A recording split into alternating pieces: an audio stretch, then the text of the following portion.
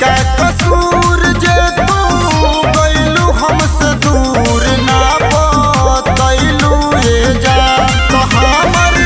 जियत शरीरिया के मुँहलू ये जान तो हमर जियत शरीरिया के मुँहलू ये जान।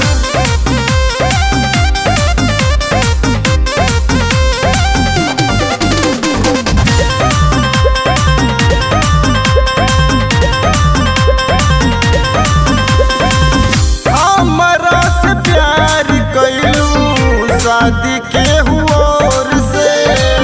छोड़ के पराई गइलू काहे मुँह मोड़ के कैसे बताई जानू बहुते बुझाता तोहरा से दूरी एको पल ना सहाता गइलू सगाई कैसे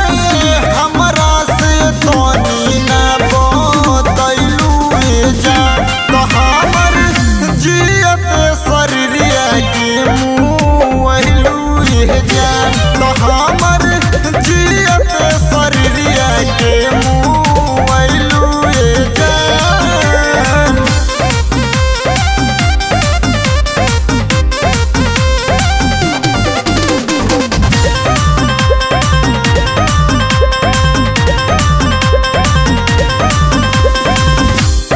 कसम खैलू हाथ धके माथ पे तब काहे बोल संगतिया